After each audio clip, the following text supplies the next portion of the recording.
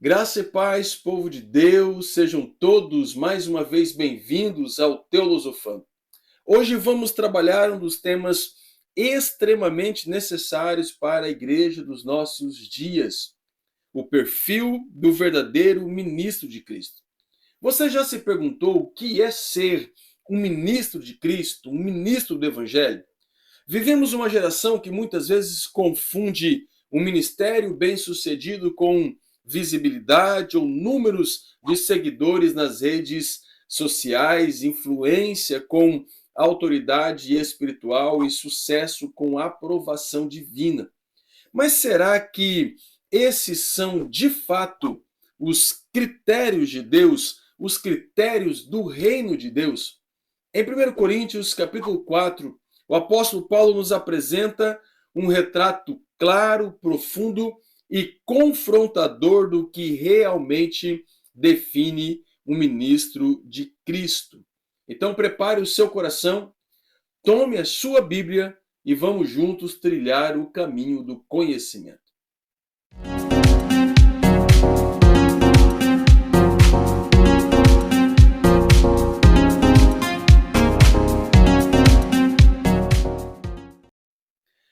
A igreja de Corinto estava profundamente influenciada por valores do mundo da sua época.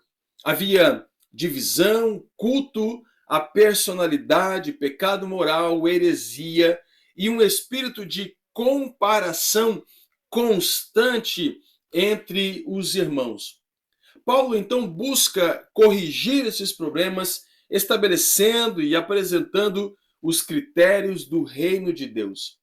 No capítulo 3, o apóstolo Paulo, olhando para a igreja, estabelece três metáforas para explicar o que é ser igreja.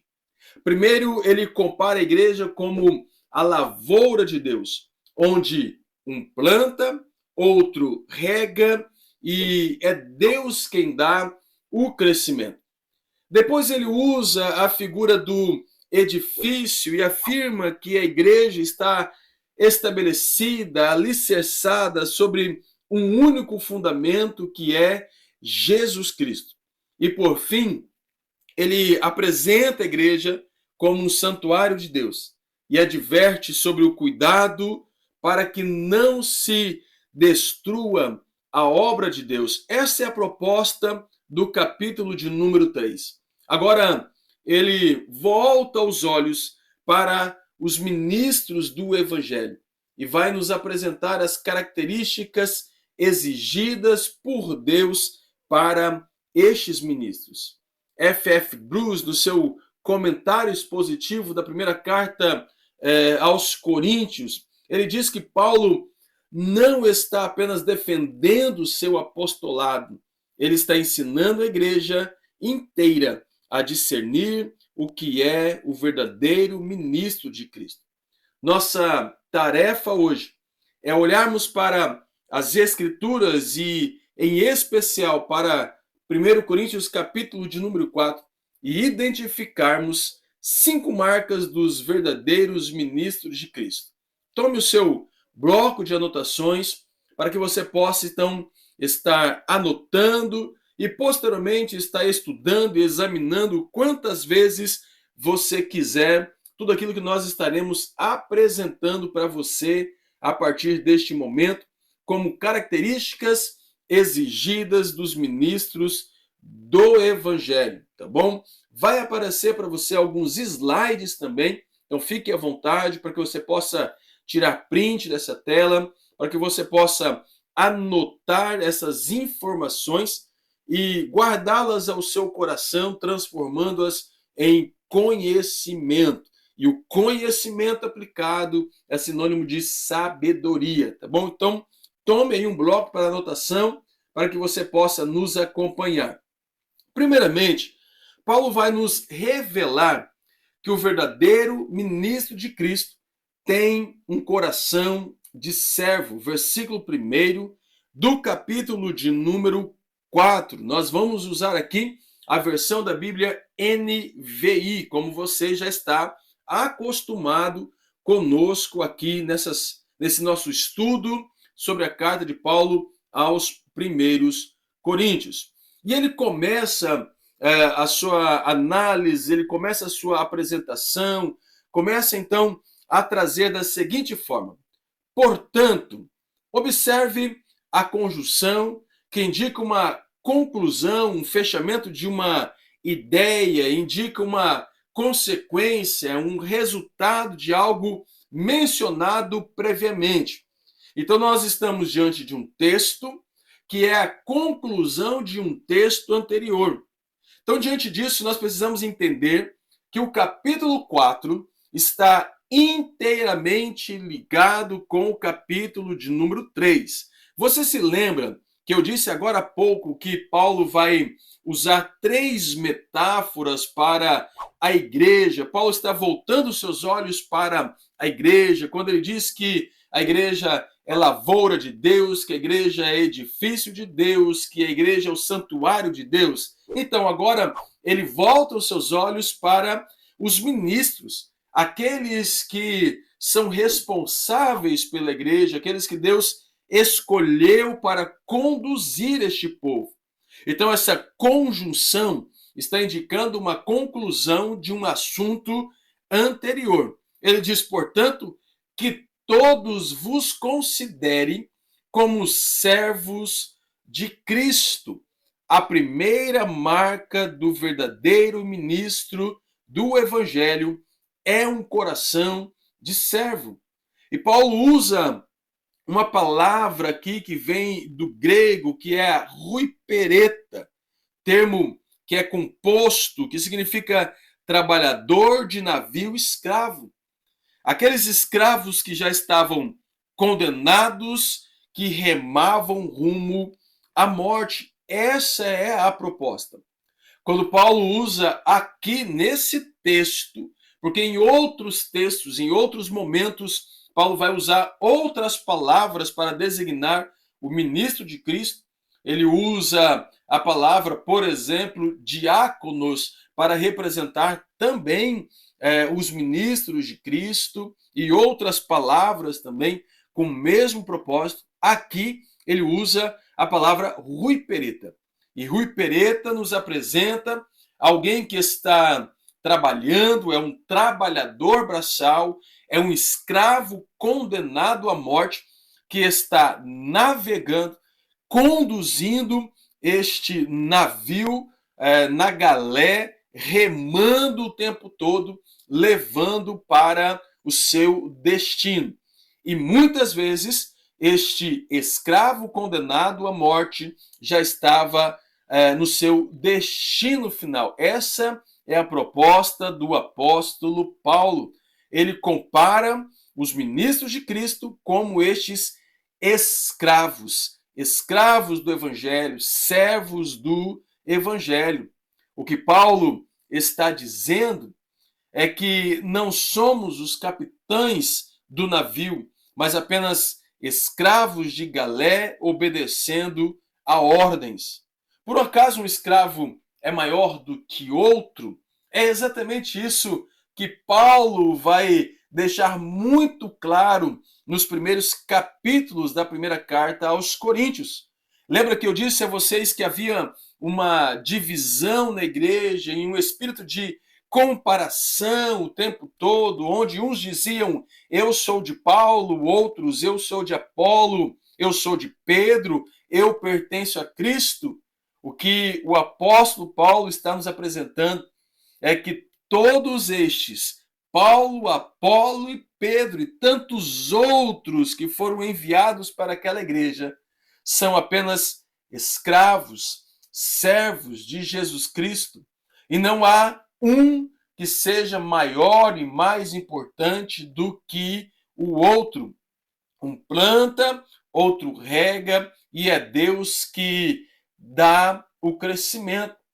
E este ministro do evangelho precisa ter este coração de servo, este pensamento de que ele é apenas um escravo que está conduzindo esta igreja, que está levando este povo para o seu destino. Muitas vezes, esse escravo é alguém já condenado à morte. Por isso que mais adiante Paulo vai dizer, não vivo eu, não vivo não mais eu, mas Cristo vive em mim. O verdadeiro ministro entende que Cristo é o Senhor e ele é apenas um escravo.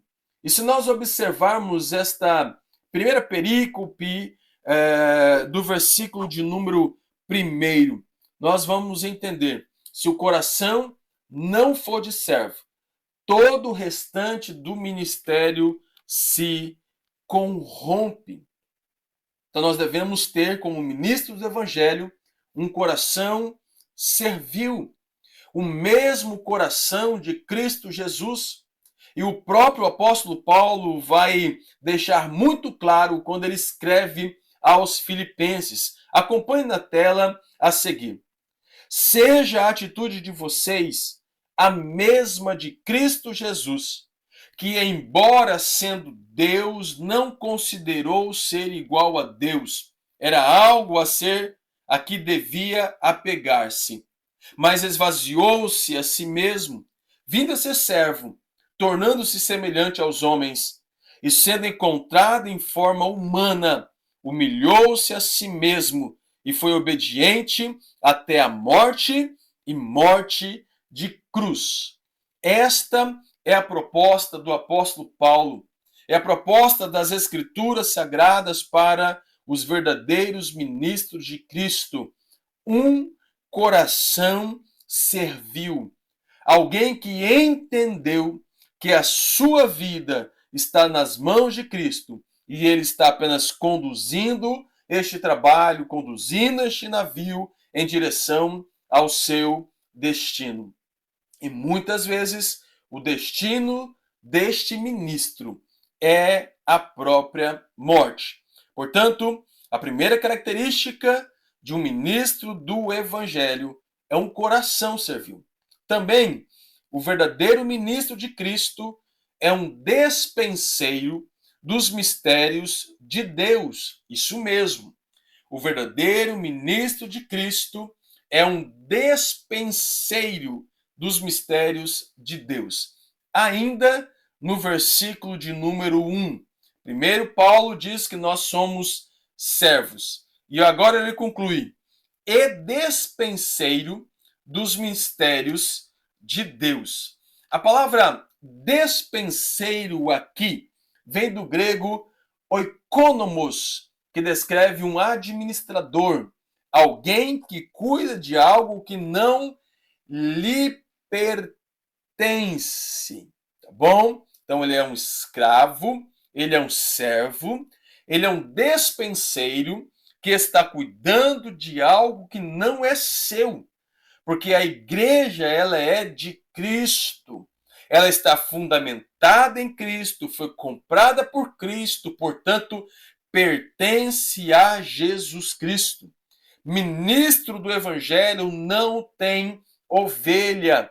A ovelha ou as ovelhas são do rebanho de Jesus. Nós, como ministros, somos apenas condutores e veremos isso mais adiante. Somos aquilo que Paulo chama de aios, que conduz a igreja ao seu propósito, ao seu destino. O oikonomos é um administrador, um gerente, superintendente, nascido livre ou, como era geralmente o caso, um escravo, para quem o chefe da casa ou proprietário tinha confiado a administração dos seus afazeres, o cuidado das receitas e despesas, o dever de repartir a porção própria para cada servo e até mesmo para as crianças pequenas. O despenseiro não possui nada. Era um escravo que gerenciava os recursos, as riquezas do seu senhor. Como nós vemos, por exemplo, em Gênesis, capítulo de número 24, onde a palavra de Deus nos apresenta um escravo, um servo, por nome de Eliezer, que era servo de Abraão, e Abraão lhe confiou uma tarefa muito importante. Então, os ministros de Cristo administram, por exemplo, a mensagem do Evangelho, a revelação de Deus, a vida da igreja, o cuidado com a igreja, os dons espirituais. O ministro não pode alterar a mensagem, adaptar o evangelho ao gosto das pessoas, negociar a verdade. Nós estamos lidando com algo que não pertence a nós. Pertence ao Senhor da lavoura, ao fundamento desta igreja, deste grande edifício chamado Igreja e Igreja do Senhor. Como nós vimos nas definições apresentadas para você aí nos slides, o oikonomos, o administrador, cuida de algo que não é seu.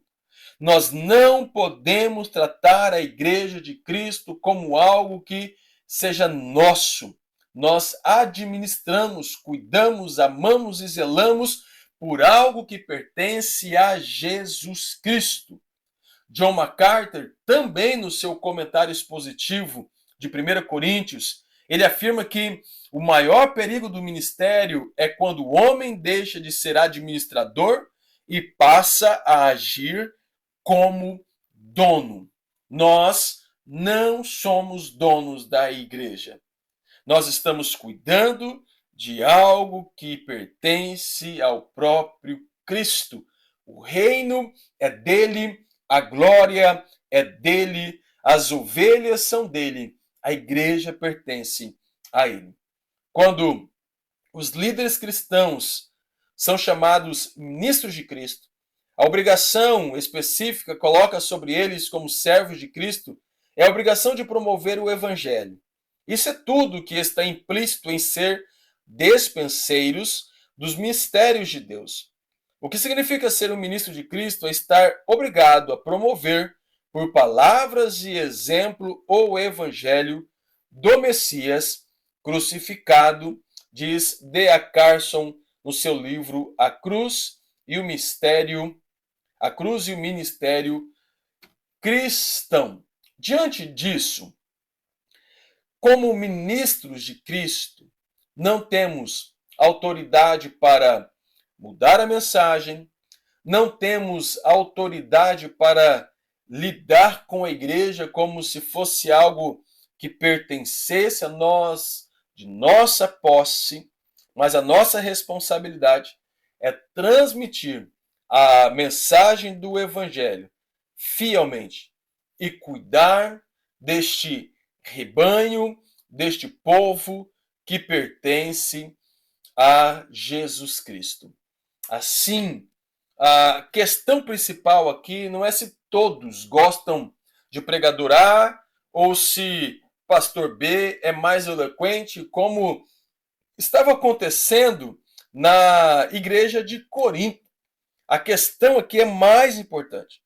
Será que todos estão sendo fiéis à obra a qual Deus nos incumbiu? Esta é a pergunta que nós devemos então nos fazer. Será que eu tenho sido fiel àquilo que está sob minha responsabilidade? Será que nos últimos dias eu vou ouvir do mestre, do dono da lavoura, daquele que é o edifício da igreja? Muito bem, servo bom e fiel. Você foi fiel no pouco, e eu porei sobre muito. Venha e participe da alegria do seu Senhor, como aquela parábola que Jesus Cristo contou. Será que nós estamos trabalhando para o reino de Deus e estamos sendo fiéis àquilo que foi confiado sobre nossa responsabilidade?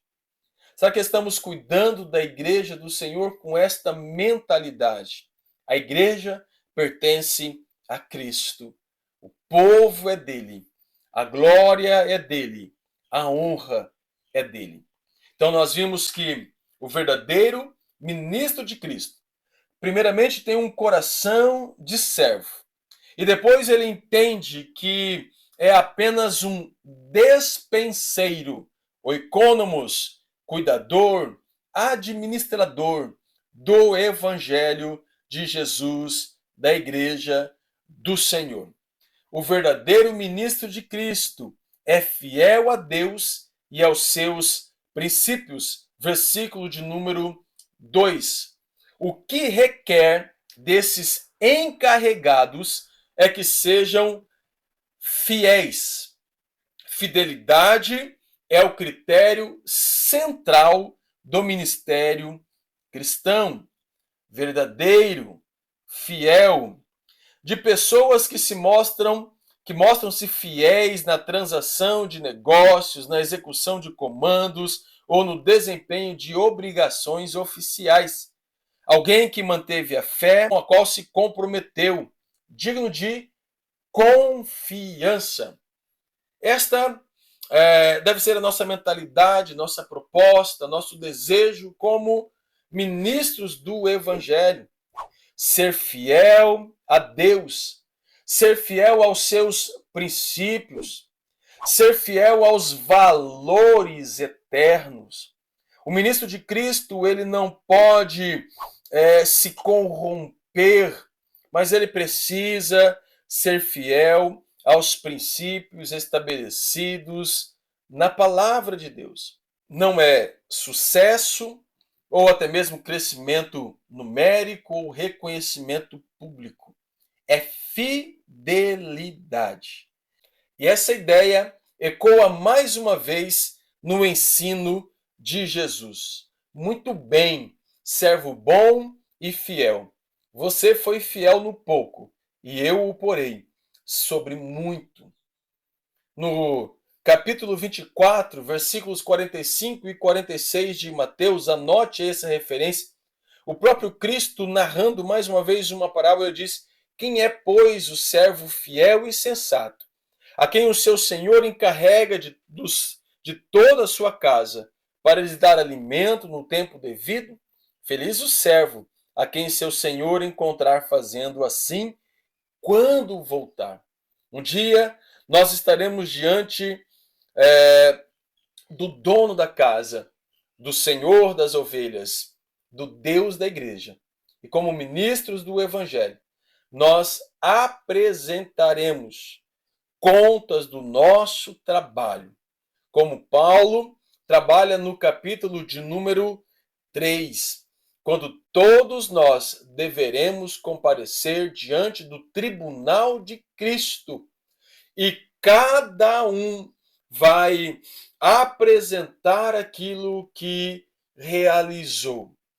E que as nossas obras possam ser obras, como Paulo tipificou, de ouro, prata e pedras preciosas. Por estas obras receberemos galardão, receberemos a nossa coroação. Servo bom e fiel, foste fiel no pouco, e eu o porei sobre muito. E para concluirmos esta proposta, o verdadeiro ministro de Cristo não se orgulha de si mesmo, mas reconhece que tudo vem de Deus. No versículo de número 7, Paulo diz assim: pois quem torna você diferente de qualquer outra pessoa? O que você tem que não tenha recebido? Aqui, Paulo atinge diretamente o coração do problema daquela igreja. O orgulho. A pergunta que Paulo nos faz é devastadora. O que você tem que não tenha recebido? A resposta é absolutamente nada.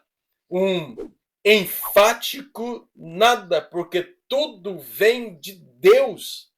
Dons, oportunidades, capacidades, resultados, a salvação, a graça, tudo vem de Deus, nada pertence a nós. Nós não cuidamos, não zelamos, não pastoreamos, não alimentamos a igreja do Senhor com recursos pessoais próprios, dons naturais. Eles são importantes, é verdade, mas o reino de Deus é estabelecido sobre tudo aquilo que vem dele.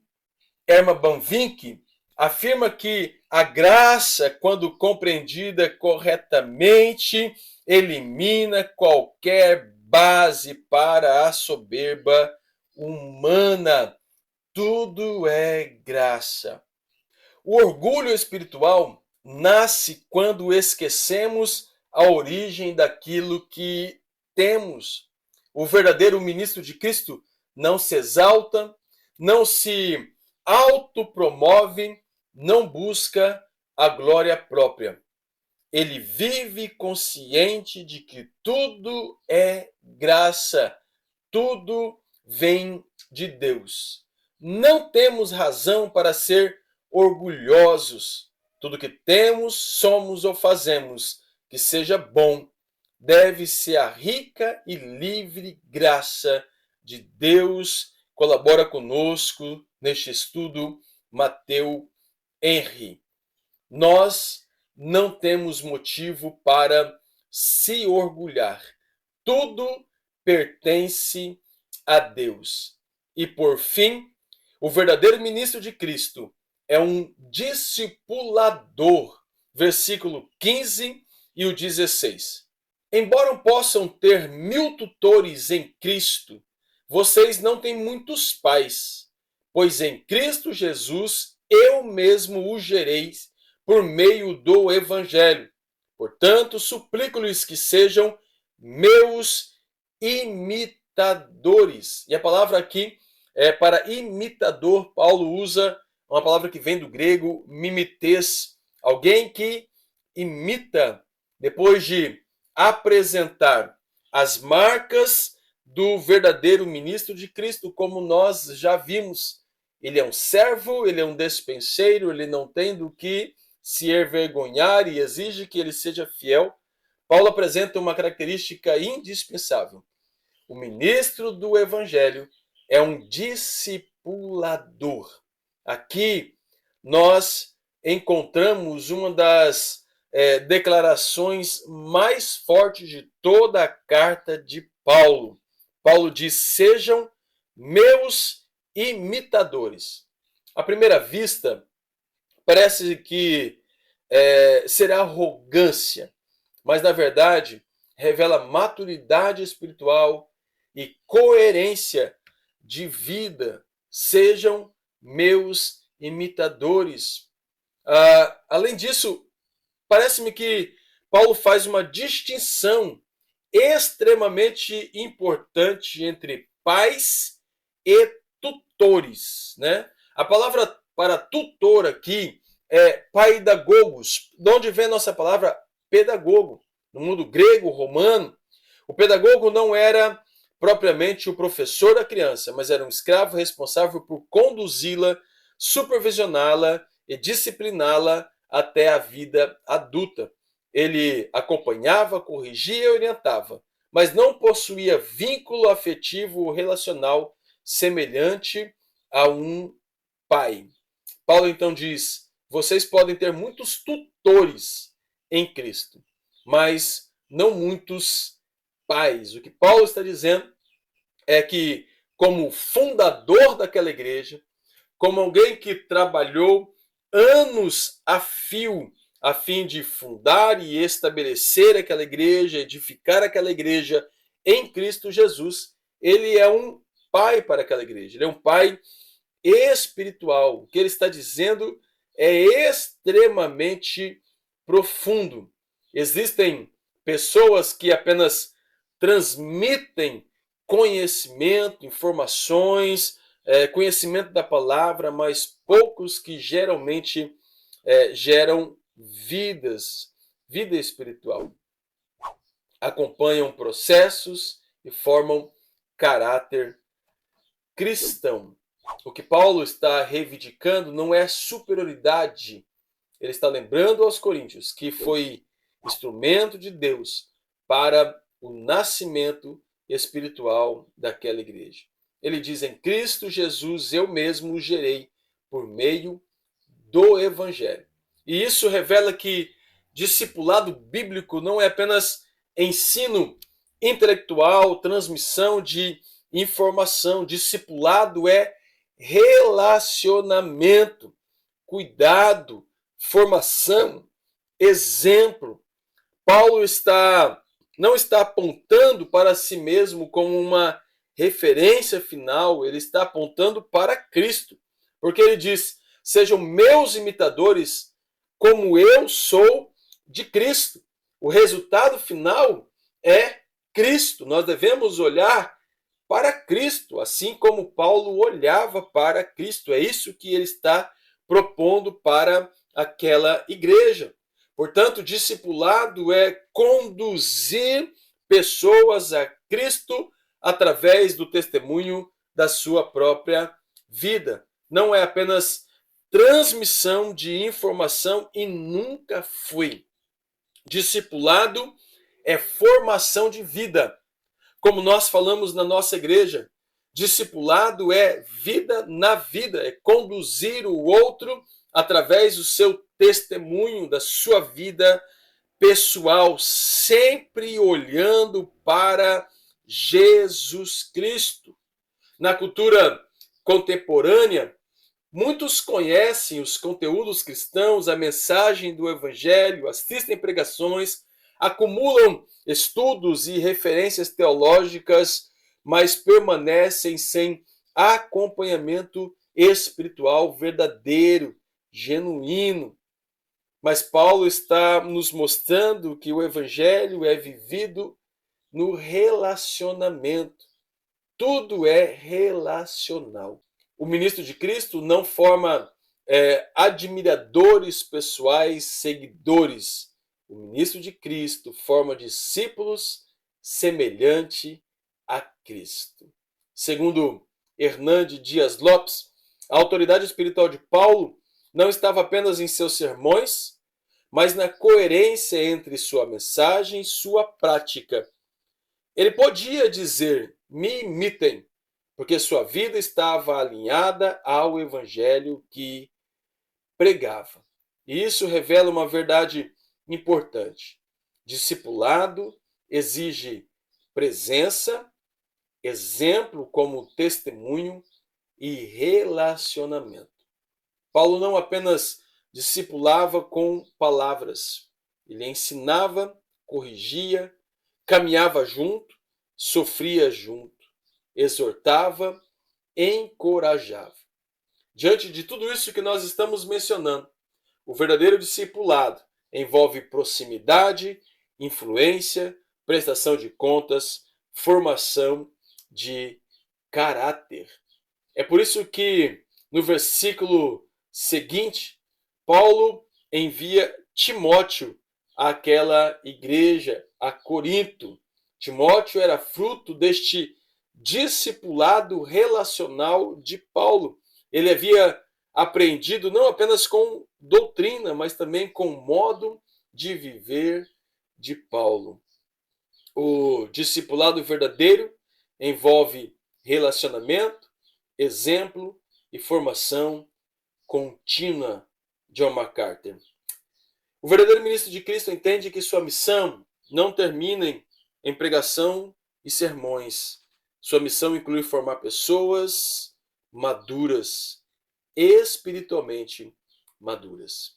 Por isso que Jesus Cristo disse em Mateus 28, do 19 ao 20: portanto, vão e façam discípulos de todas as nações, batizando-as em nome do Pai, e do Filho, e do Espírito Santo, ensinando-as a obedecer a tudo o que lhes ordenei, e estarei sempre com vocês, até o fim dos tempos. Portanto, o verdadeiro ministro de Cristo, ele é um servo, pois tem um coração servil. Ele é um administrador do evangelho, da igreja, das coisas do reino de Deus. Exige que ele seja fiel. Ele compreende que tudo vem de Deus, que os dons vêm de Deus, que os talentos vêm de Deus e tudo pertence a ele. Como também o verdadeiro ministro de Cristo é um discipulador. Ele forma ministros, ele forma outras pessoas, outros discípulos, segundo o coração de Deus, com o caráter de Cristo para dar continuidade no Evangelho e na pregação do Evangelho de Jesus Cristo. Há uma analogia que podemos estabelecer claramente aqui, que como ministros de Cristo, não podemos ser como o Mar Morto, lá em Israel.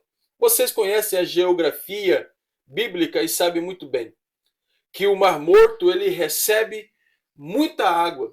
As águas que vêm de Hermon e vêm descendo até chegar naquele grande lago, naquele mar, mas não tem vazão. Ele recebe, mas ele não se doa, ele não continua. E aí acaba, por fim, sucumbindo e se tornando algo morto. O ministro do Evangelho é alguém que transmite aquilo que recebeu.